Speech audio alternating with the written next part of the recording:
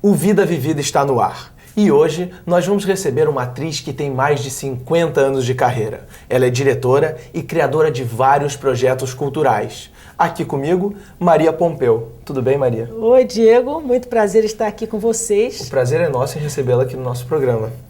Maria, antes da gente começar, a gente vai ter um breve resumo da sua trajetória. Vamos lá? Maria da Penha Pompeu nasceu no dia 27 de outubro de 1936, mas só começou a atuar aos 15 anos no teatro de estudante. Sua estreia profissional foi aos 18 anos, na peça Diálogos das Carmelitas.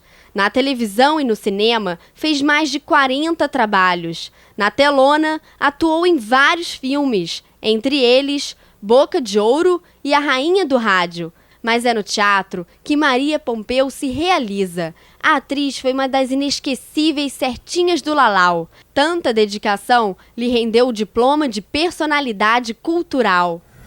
Então a gente ouviu um breve resumo da sua trajetória, mas quero voltar um pouquinho antes, porque você começou com 15 anos, né? Mas Isso. Antes disso, como é que foi o seu primeiro contato com arte? Era em casa, no colégio? Dizem que o meu primeiro contato com a arte foi quebrar um violino que minha mãe tinha tentado aprender quando mocinha em Porto Alegre. E então, quando ela veio para o Rio, casou com... Meu pai também era gaúcho, mas já casaram aqui. E eu teria 2 ou 3 anos e ela guardava, né, como uma relíquia aquele violino que ela tinha tentado estudar mocinha. E disse que eu quebrei o violino. Depois, quando eu tinha 12 anos, eu ficava muito frustrada porque no meu colégio não tinha nenhuma atividade ligada à arte. E existia na minha época, no dia 4 de setembro, uma parada que os colégios desfilavam. Era uma parada que antecedia de 7 de setembro. E o meu colégio não desfilava. Olha como eu já era exibida. E eu queria desfilar. Eu queria desfilar, eu achava um absurdo que o colégio não participava. Era um colégio muito pequeno em Santa Teresa, onde eu fui criada. E um dia eu peguei aquele bondinho que vinha até o Largo da Carioca. E ali no Largo da Carioca tinha uma editora Vozes, no Tabuleiro da Baiana. E eu fui lá e tinha umas pecinhas, assim, umas peças bem curtinhas, para ser feitas mesmo em colégio e tal. E eu fazia, evidentemente, o papel principal nesta peça. Mas você assistia teatro? Para ter Não, tido essa olha, ideia? Pois eu não sei, porque é o seguinte, Eva Tudor, de quem eu sou amiga até hoje, deve ter sido a primeira pessoa que eu vi em cena, porque minha mãe, como costureira, na época, como hoje o padrão é a televisão, né? As pessoas querem copiar os figurinos das atrizes das novelas, mas na época as freguesas de minha mãe queriam que ela copiasse vestidos. Na época, assim, usava-se muito umas comédias em que a atriz principal, no caso Eva Tudor, Dulcina de Moraes, vinham com vários vestidos. Entendeu? Cada cena que entrava era um chapéu, uma bolsa, um sapato, um vestido diferente. Então, as primeiras vezes que eu fui ao teatro foi levado por minha mãe, que precisava copiar um vestido que uma das atrizes estava usando em cena. Agora, a minha entrada mesmo para o teatro, que foi com Pascoal Carlos Magno, a quem estamos reverenciando esse ano pelo centenário de nascimento. Isso já foi no Teatro do Foi Estudante? quando eu entrei para o Teatro do Estudante. Eu continuava morando em Santa Teresa, com 15 anos, e minha mãe soube que existia lá uma coisa que se chamava Teatro do Estudante. E ela mesma tomou a iniciativa, achando assim que era uma coisa para meninas da minha idade se distraírem. Teatro do Estudante devia ser coisa de criança. E ela se arrependeu muito. Depois ela veio ser contra, né? Veio criticar você. Ela se arrependeu muito porque quando ela descobriu que o Teatro do Estudante não era uma coisa de criancinhas, eu era inclusive uma das mais jovens, as pessoas estavam ali num desejo de profissionalização, né? Não existia na época ainda as escolas de formação de atores.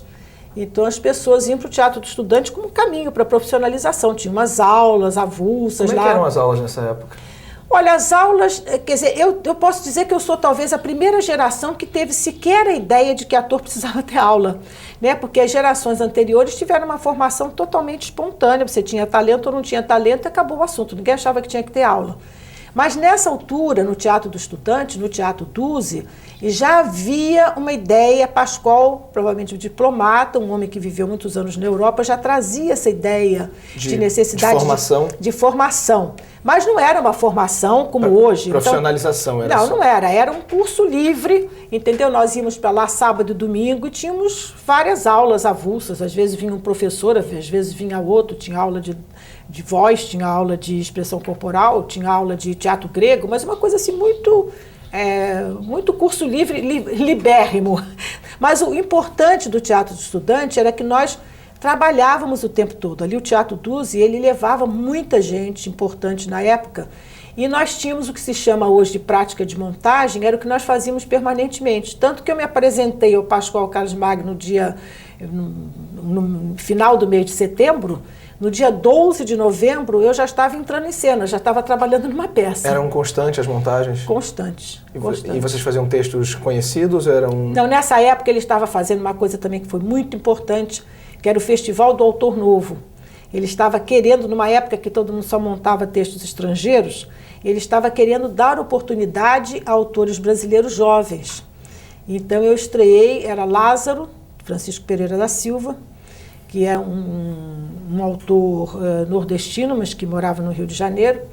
Né? Depois fizemos uma série de apresentações, uma quantidade enorme de atores que saíam já vestidos de teatro infantil lá do Teatro Duse, e íamos em combis, não eram vans na época, para diversos lugares, para colégios, para orfanatos, entendeu? Espetáculos gratuitos, ninguém recebia por isso. E saíamos dali para fazer a Revolta dos Brinquedos. Depois eu fiz 13 Degraus para Baixo, que era do Lúcio Fiuza, fiz da mesma Argila. Ao mesmo tempo, ele apresentava também clássicos, porque eu fiz também parte do coro da Écuba, que foi participar do 4º centenário da cidade de São Paulo. Em 1954, eu fiz uma grande aventura. Minha mãe admitiu que eu, pela primeira vez, saísse, né, com um grupo de estudantes e fosse dormir uma noite em São Paulo. Imagina que aventura que eu achei que estava tendo. Aos 17 anos, sair de casa sozinha. A gente vai ter que dar uma paradinha rápida, mas a gente já continua o papo. O Vida Vivida vai para um rápido intervalo e a gente já volta, não saia daí.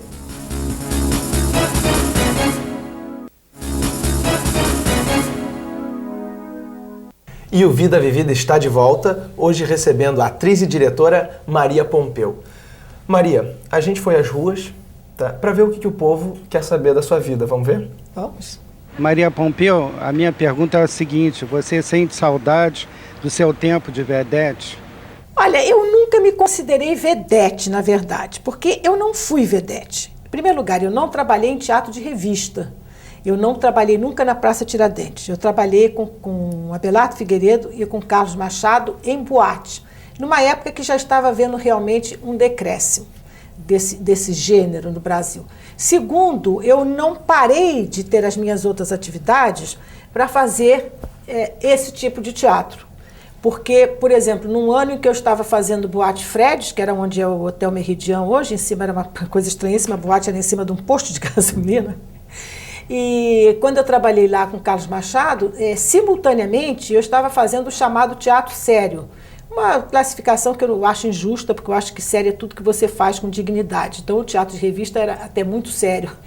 Mas chamava-se teatro sério, teatro de revista. Então eu saía de um espetáculo, por exemplo, A Escada, do Jorge de Andrade, saía do então Teatro do Rio, hoje Teatro Cacilda Becker, né, trabalhando com Rubens Correia, com Ivan de Albuquerque. E eu saía dali correndo para trabalhar no Fredes. Não era vedete propriamente. Não, eu trabalhava de biquíni em cena, isso que eu quero dizer. Mas eu não era vedete, porque vedete era uma coisa assim, já era, digamos, a estrela do teatro de revista, coisa que eu nunca fui, até porque não cantava nem dançava. Entendi. Então eu era girl mesmo. Girl era que fica andando para lá e para cá, de biquíni, mostrando o corpo. E você foi eleita certinha do Lalau, né? Fui eleita certinha do Lalau. Como é que foi essa história? Pois é, aí eu estando fazendo, aí outra coisa que eu ia dizer também, eu era funcionária da Rádio MEC, eu era repórter, então de tarde eu podia ir ao chá da Academia Brasileira de Letras para entrevistar grandes autores acadêmicos, depois eu ia fazer A Escada do Jorge de Andrade, depois eu ia para a boate, tudo isso era misturado, né? Já falava bem inglês, francês e tal.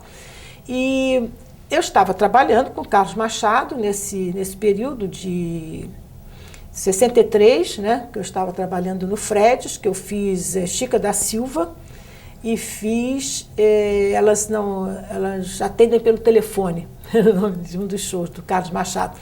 E o Sérgio Porto me viu e me elegeu uma das 10 mais certinhas, que significava o que ser mais certinha? As pessoas confundem muito vedete com certinha. Certinha era ter o corpo certinho, claro, mas sair na coluna do colunista Sérgio Porto, conhecido como Stanislau Ponte Preta. Então ele tinha uma coluna diária, na última hora, e essa coluna era ilustrada por fotografias de mulheres que ele achava bonitas, porém que tinham que ser profissionais. Não podia ser uma moça que passou na praia que ele achou bonita. Eram atrizes, eram manequins, eram vedetes, né? E eu fui incluída nessa lista seleta. Você falou que foi repórter. E como é que foi essa outra experiência para você? Não, essa outra experiência foi uma necessidade absurda de ganhar a vida.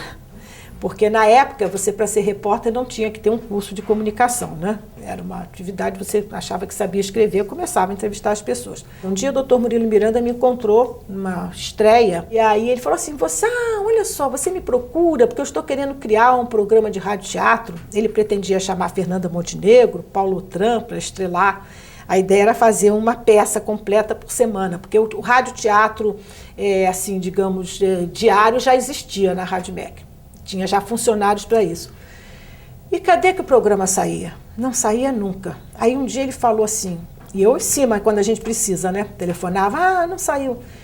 Maria Pompeu, você gostaria de fazer umas entrevistas para a rádio? Porque eu quero criar um programa que se chama Flagrantes e estou querendo uns repórteres. O que você acha que eu respondi, precisando ganhar a vida? Lógico, eu adoro fazer reportagem. Eu não tinha a menor ideia de como começar uma entrevista, nenhuma. Mas aprendeu. Eu já tinha dado algumas entrevistas, mas como a necessidade é a melhor professora, eu aprendi e eu fiquei 23 anos trabalhando como repórter na Rádio MEC, de onde eu sou aposentada e de onde eu tiro minha subsistência. Eu garanto que foi uma excelente repórter, né? 23 anos. A gente tem alguém querendo falar com você no ponto, vamos dar uma olhada? Maria Pompeu. O que eu vou falar de Maria Pompeu? Os seus contemporâneos são de todo mundo. São da música, da poesia, do teatro, do samba. É a pessoa mais eclética que eu conheço. É trabalhadora, determinada. É uma grande amiga, nas horas certas, nas horas incertas. Ela está sempre presente. Maria Pompeu, estou aqui para te dar um abraço por este ano mais que você está fazendo. Boa sorte. Olha, obrigada, Araci. A minha família são os meus amigos, sabe? Eu não tenho família, não tenho família mesmo. Quando eu falo assim, as pessoas dizem, mas você não tem um primo? Não tenho família. Eu tenho um primo, que eu acho que primo assim já é um parente distante, né?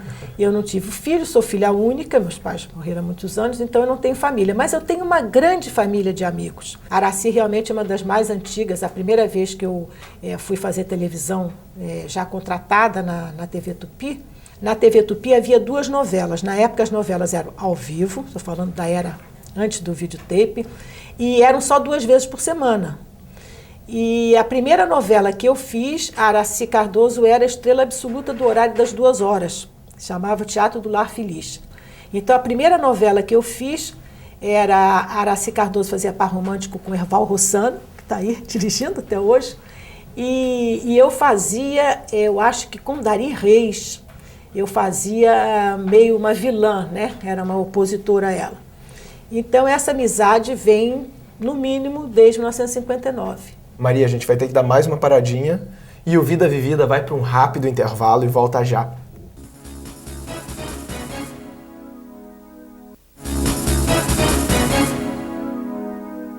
E o programa Vida Vivida está de volta, hoje recebendo a atriz e diretora Maria Pompeu. Maria, você falou nessa relação de amizade e você falou em manter os amigos. Então tem mais alguém querendo falar com você. Vamos dar uma olhada? Pompeu, querida, é a maior satisfação para mim poder mandar uma mensagem para ti. A nossa amizade, que é de tantos anos, eu queria falar que tu és a pessoa mais fantástica, mais doce, mais terna que eu já tive na minha vida, do meu convívio. Olha, a Pablo é uma amiga mais antiga ainda do que Araci Cardoso, porque nós nos conhecemos quando eu estava no ginásio. E a nossa amizade assim, não foi consecutiva, quer dizer, não foi permanente, porque ela viveu anos no exterior, viveu nos Estados Unidos, depois viveu na Grécia. Eu quero saber se o grupo Repertório, que você vai se manter durante essa próxima década. E como é que é o trabalho? Olha só, o Grupo Repertório nasceu quando eu me envolvi com esse trabalho de contadores de história. Mas é interessante porque, de repente, eu descobri que eu estava fazendo mais ou menos uma coisa que eu já vinha fazendo há muito tempo. O grupo foi fundado em 97. Em 98 nós fizemos um espetáculo sobre Natal, depois em 99 sobre o Rio de Janeiro, em 2000 sobre os 500 anos do Brasil, em 2002 fizemos 164 apresentações de Agora Drummond. E de repente eu digo, meu Deus, mas isso é mais ou menos o que eu fazia já na Receita de Vinícius. Agora, o futuro, o que eu gostaria muito que acontecesse, agora que eu preciso fazer coisas um pouquinho mais descansadas, porque realmente essa batalha tem uma hora que cansa, eu gostaria muito de ser convidada, entendeu? Para fazer trabalhos que eu não tivesse que assumir toda essa responsabilidade que eu venho assumindo eu faço o roteiro, eu convido as pessoas, eu faço a produção, eu vendo o espetáculo. E eu gostaria muito, assim, de voltar a fazer televisão e, claro, fazer teatro, mas gostaria muito, eu tenho, assim, por exemplo, saudades de uma viagem que eu fiz em 85 com Bibi Ferreira, com Piaf. Ah, mas que coisa maravilhosa, porque eu era contratada, não tinha nada a ver com nada. Nenhuma preocupação com produção. E nós saímos viajando pelo Nordeste, quer dizer, você viajando com teatro, a única coisa que você tem que fazer é estar no teatro de noite. Então, indo para aquelas praias maravilhosas do Nordeste inteiro. Então, eu queria muito, sabe, fazer uma viagem dessas, assim, contratada. Eu acho que eu estou agora na década de curtir mais o trabalho com menos carga.